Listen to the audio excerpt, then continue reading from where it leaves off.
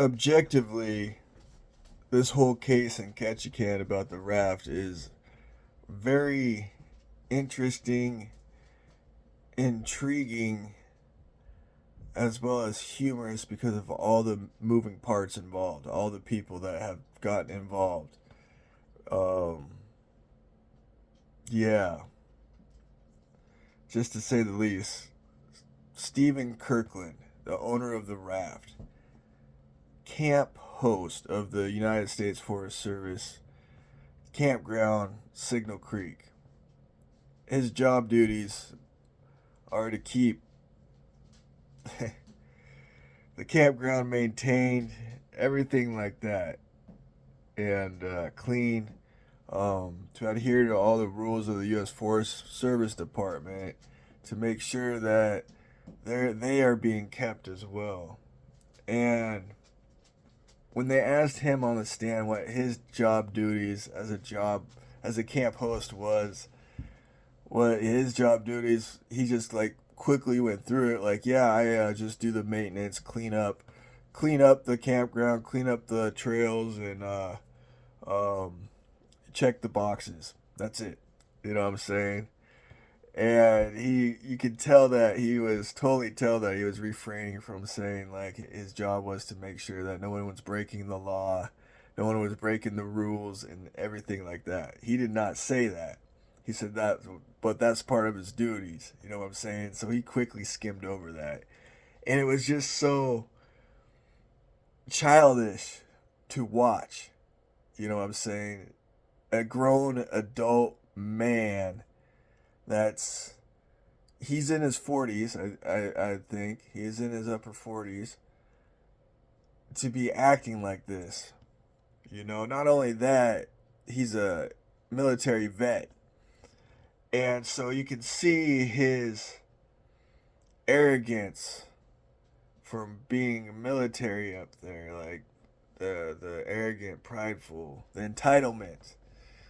Like there's a lot of vets I've met that really, you know, deserve, they're being vets. And there's a lot of vets that I meet. It's like they have this sense of entitlement to do things because they were in the military. It's almost like they feel like they're entitled to get away with stuff. You know what I'm saying? I was a vet. I served my time. You know what I'm saying? All this kind of stuff. And it's I don't get that. And he had a friend, his best friend, I guess, Brent Oliver, in the campground too that same day, and he's ex-military. And so you got two friends that are ex-military. One, you got two photographers. Brent Oliver or Stephen Kirkland is a photographer. You got Stephanie Brissett, who's also a photographer in Ketchikan, and they claim they knew nothing about each other. Then you got Stephen Kirkland, who volunteered at um, the firehouse as a volunteer firefighter. Then you got Marissa Brown, who volunteered at the same volunteer firefighter, and they both testified they never knew each other. Like that's not normal. That's not normal, especially for a small town like that. You know, and I remember questioning since Stephen Kirkland. I'm like, wonder if he wanted to be like a cop or something. You know, like I wonder if what his military background, if what was capable of that back there. And so I researched because he was a surveillance for the Air Force. I'm like, oh, surveillance for the Air Force. He retires and he decides to do photography and you know um, what else? You know what I'm saying? Do this outfitter thing. He was an outfitter. He was actually an outfitter for Baranoff excursions. And that was another weird thing. So why would he be outfitting at a, you know what I'm saying, being a camp host and outfitter and have a raft in a creek like that. So you got three things he's got to do. He's got to maintain the campground and the laws of the campground, you know, as being a camp host, you know. As an adult, he needs to be responsible and obey the laws and regulations of the camp just in general, just because it's the responsible, ethical, adult, moral thing to do. Not only that, he's a veteran, so you kind of expect that, you know, from a veteran, you know, to like it's like a retired veteran's like a retired police officer in a way, you know what I'm saying? They kind of they hold them, they don't consider themselves like civilians, you know what I'm saying? And so we civilians can hold them to um, a higher standard, you know what I'm saying? As the people to look up to and honor. You know what I'm saying? So he's got that going for him. Then he's got the Baronoff Excursions uh, outfitter. Like he's supposed to be adhering to the rules, regulations. He's supposed to be, you know, stewardship. You know what stewardship is? Taking care of the land and waterways, stuff like that. Like he had a whole lot of responsibility on him and a whole lot of integrity to uphold. And he's storing his raft in a creek. And what it now looks like is he stored the raft in the creek. And the play was to store the raft in the creek to cover up his outfitting. You know, because what I observed for that from that campground while he was there at Camp Host is he wasn't ever there. He would go there for his job once and twice in a weekend and maybe stay the night there once or twice in the summer, but he allowed other people to stay at his campsite during the summertime. And he would store all of his bicycles there. They would all ride his bikes, use the recreation equipment. You know what I'm saying? So I think his idea was to run outfitting or something out of that campsite as if it was his own little freaking business site, you know? And so by leaving the he knows to have registration and stuff like that. By leaving the registration VIN numbers and that raft in the condition, he may have thought, well, shoot, we'll just leave this raft there to see if someone takes it. Then we'll use the raft, and if someone takes it, we can call it a setup. You know what I'm saying? And that was his intentions. He wanted to get somebody in trouble for taking his raft. You know? And that's what gets me too. Like, that's terrible, you know? And if you look into what I was saying, if you look into the Army, the U.S. Air Force, retired vets here in Alaska, they can work for the Attorney General on what's called civilian criminal investigations. Honestly, look it up. And so they can be another part of task force through the Attorney General. By them being veterans, they can run what's called civilian attorney or civilian criminal investigations. And I'm just like, wow. You know, I had to ask the special prosecutor. Now the special prosecutor, he's the assistant attorney general, basically. You know, So that guy is like right up there of the state, of the whole state. So you know the attorney general that signs everything for everybody in the whole state. In your state, the special prosecutor is the guy that works right next to that guy, basically, or that lady. And so that attorney general can do what's what special criminal investigations. And I got in emotions that Stephen Kirkland was not authorized by the Attorney General of the state of Alaska to do any investigations or had any immunity in court as not to tell the truth, far as they're concerned.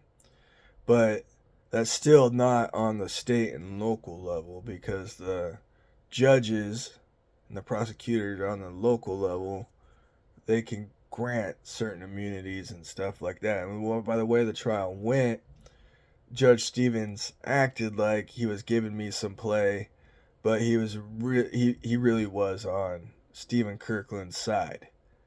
He tested when Stephen Kirkland was trying to testify about the price of his raft.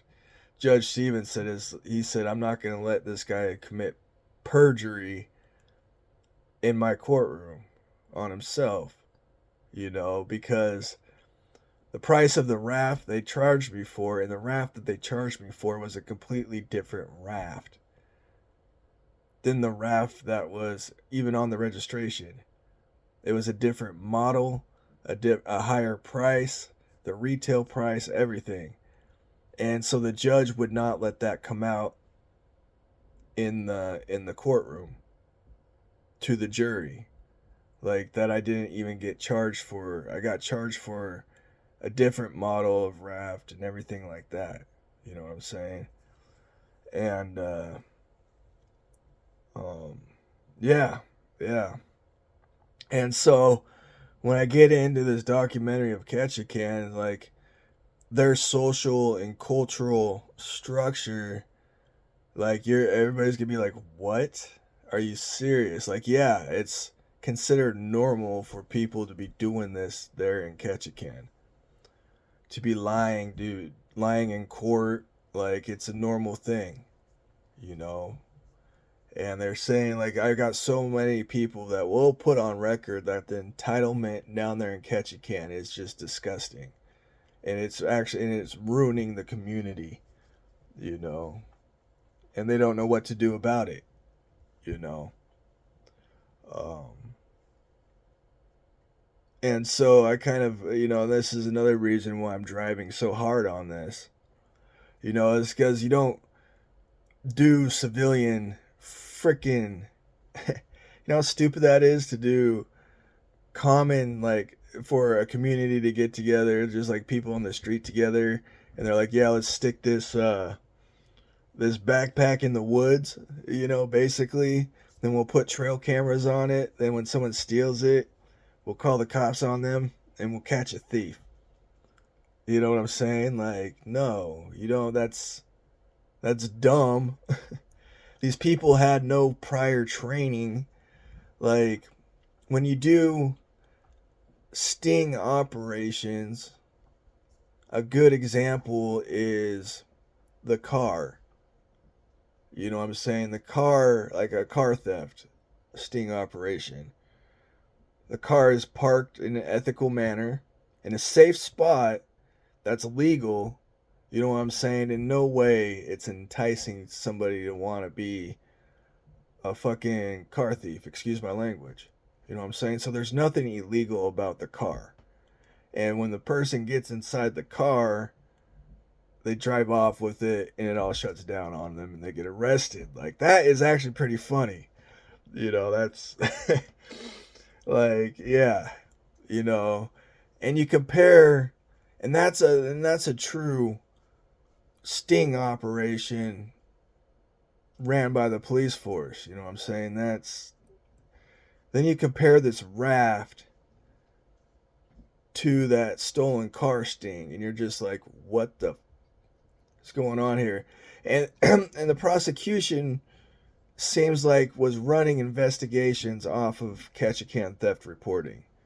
If you went on their local Ketchikan theft reporting, that was like a game show to that town.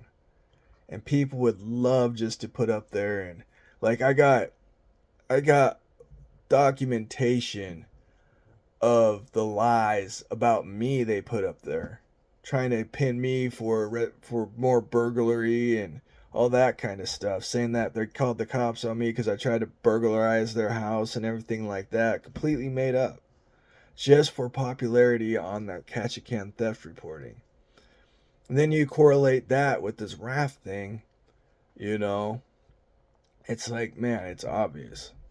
It's obvious. And so what they did was Ketchikan theft reporting was their scapegoat as a reason of why they got the raft back.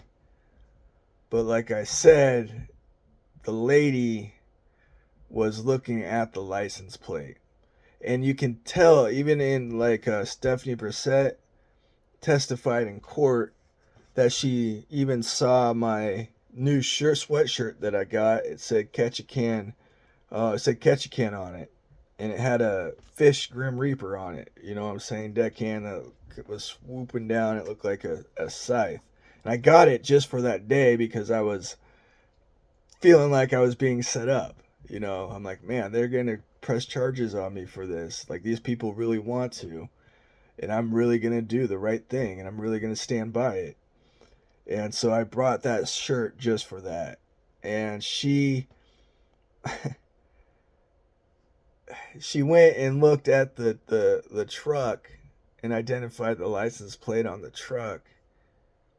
And I was like, how are you doing? You know what I'm saying? Waved my hand at her.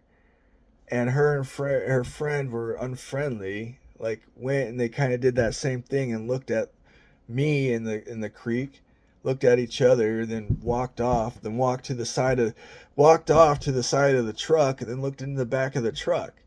All making it all freaking obvious. Like, what you know? And yeah. Then they had, at the same time, they had all the kids walk by and stuff like that. I'm like, oh, so they got kids involved too. How nice. Like the daily walk in the park. They're just going for a walk in the park on a Tuesday during COVID, and it's raining out. It was an ugly day. You know what I'm saying? The guy scheduled it for a break in the weather. Like, rescheduled it as for the weather had a break where there's no rain. You know. And I was like, man, I wanted to go pick it up the day before, and they rescheduled that, you know. And the guy had his friend Brent Oliver in the campground adjacent from his campsite. So while the girls were walking by with the kids, he had another military operant right there in the bushes watching the whole thing. You know. And with the time of the screenshots in it, the way it was edited, it was like they got together in the morning and they texted back and forth. They did like this little sting operation group meetup, then did like that, you know, that huddle, then break, you know. Like, I can literally, with the times and placements of people, I can literally write out Ward Lake, like the game plan, like that. Place the times. You got Signal Creek right here. They are in a group right here. They walk by right there. And you got Brent Oliver right here watching. And the raft is right here. You know what I'm saying? And so we parked right here on the bridge, you know, because if there's only one boat launch, it's not even a boat launch.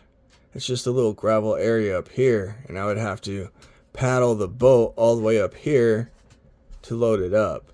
And so I'm like, well, if we're careful, I could just deflate it right here. It wasn't even an area to have rafts or anything. It was protected wildlife area, you know? And so I'm like, if I deflate it and we're careful, I could just load it up right there and we could take off. And so they walk by. When we park right here, I go down here. This is where I was at. And his truck's up here. And the raft's right here. So I'm deflating the raft. He walks up here to the truck, back of the truck. He tells me he has to move some things in the back of the truck via milk crate, which was identified, right? The milk crate, and he moved things as so they were identifiable. He moved things to the outside of the truck. You know what I'm saying? To the outside edge of the truck bed. And so the group of people, then I looked up and you can see him looking to the side. You know, he was looking down this way, you know, as if he was trying to like signal. And so when he did that, I put my head back down and started deflating the raft. He comes back down and he's just standing right here by the bushes, not even touching the raft. You know, he's looking at his phone or doing something else. Then he looks up, and that's when these people walk on here to the truck. You know what I'm saying? Then they had the two girls, Stephanie Brissett, and I think it may have been Marissa Brown. They didn't identify the other witness that was right there. And that's odd to me, because if there was two witnesses there, they should have had both those witnesses. And I didn't want to subpoena for that, because I kind of wanted to make a, you know, question on who that witness was with her, because it might connect to Marissa Brown in the screenshot. You know what I'm saying? Right? You would think that might be a possibility of the two witnesses that were there. And so they looked at they were looking at the truck front end, and that's when I waved at them, and that's when they kind of ducked down and kind of looked at my shirt and stuff. And that's when they called the kids in and everybody else. And so they moved in after that. And they testified, Stephanie testified, yeah, I don't know, there was a guy, she testified there was a guy at the truck, made her feel uncomfortable. You know what I'm saying? I'm like, well, yeah, James Burge made me feel uncomfortable too. He's a weird guy, strange, bad vibe guy. And so she said she held the kids back though, you know, and went to check things out, right? And so that's how they're checking things out. They checked the license plate out first. Then they checked my shirt out. They ignored him. They didn't look at him. And they'll testify like, that guy looked familiar, but this guy, he didn't look familiar to us. You know what I'm saying? But we did see his shirt. Now there's a whole lot of recognition going on right now. This is not normal for people to do. And that's when they called the kids in after they got a pin on my shirt. And that's when they called the kids in to walk by. And when they walked by, they kind of, you know, you got the truck right here, and they kind of did this look-de-loo down in the truck bed. You know what I'm saying? Like, what's in the truck bed? And you'll see in the statement that I identified a milk crate. You know what I'm saying? And when you go look at the statement further, you'll see another connection with the milk crate. You know what I'm saying? And so when they when they do the sting operations, they have the witnesses in place, you know, and they want to make it look like they're making this look like a walk in the park, right? And you got one guy staying safe. Stephen Kirkland saying that he's not there, but Stephen Kirkland could have been here too, watching the whole thing, you know. And so they're feeling confident that two ex-military guys are there watching the ladies and the kids walk by.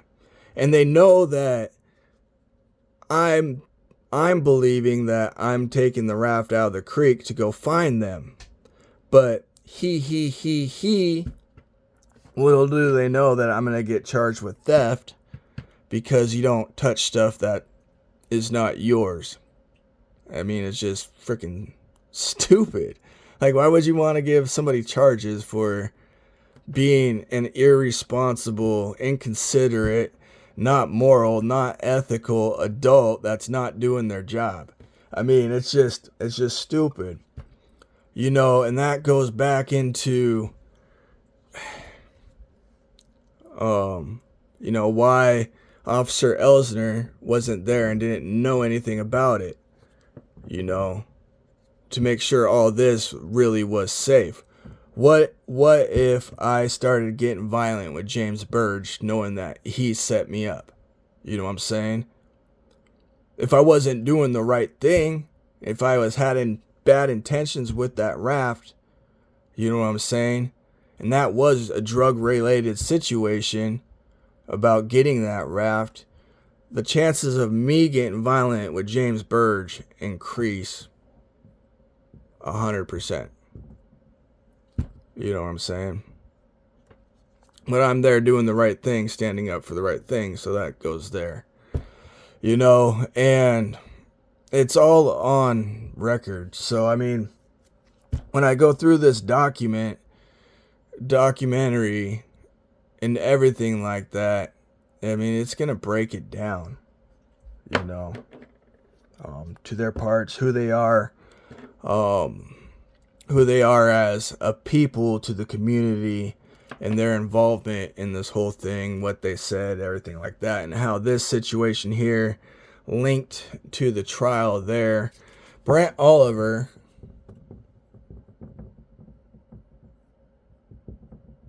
oh, this is a Sharpie. Anyways, Brent Oliver, they portrayed him as a camper in trial.